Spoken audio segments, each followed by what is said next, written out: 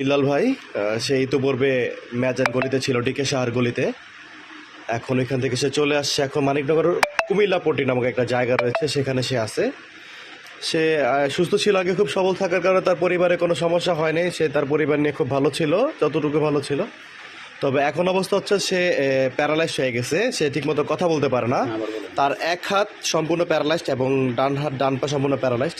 সে এখনও কথা বলতে পারে না, তার হচ্ছে সমস্যা। আর আমাদের ভাবি হচ্ছে রয়েছে তার পাশে, তার সহধর্মিণী।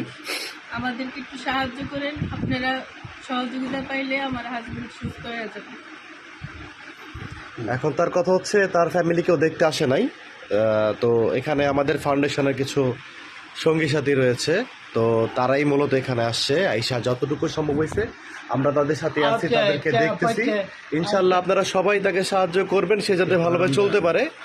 ম্যাজান গলি থেকে তাকে অল্প কিছু লোক একটু দেখছিল, আশা করি আপনারা সবাই তার জন্য দোয়া করবেন, সে যাতে সুস্থ হয়ে ওঠে খুব তাড়াতাড়ি এবং সুন্দর করে করতে পারে।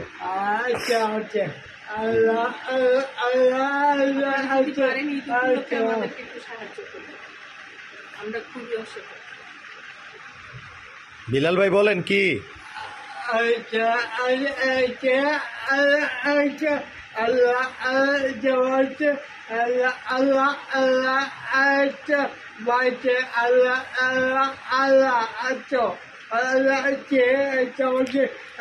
আপনার জন্য অনেক অনেক দোয়া, আল্লাহ আপনারা তাড়াতাড়ি সুস্থ করে তুলুক। আর সবার কাছে আহ্বান, আপনারা সবাই বিলাল ভাইয়ের প্রতি সদয় হন, আপনারা একটু তারা দেখেন যাতে খুব তাড়াতাড়ি সুস্থ হয়ে ওঠে, তার ফ্যামিলি যাতে ঠিকমতো চলতে পারে, সে ব্যবস্থা করার জন্য সবার প্রতি আকুল আবেদন।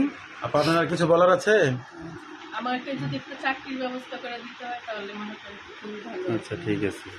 তো বিলাল ভাই ইনশাল্লাহ দোয়া রইল, আমরা এটা পোস্ট করতেছি, ইনশাল্লাহ দেখা যাক। হ্যাঁ, সবাইকে জানাচ্ছি ইনশাল্লাহ, যদি একটা কাজ হতো। ইনশাল্লাহ, ইনশাল্লাহ, আলহামদুলিল্লাহ। তো ঠিক আছে, হ্যাঁ।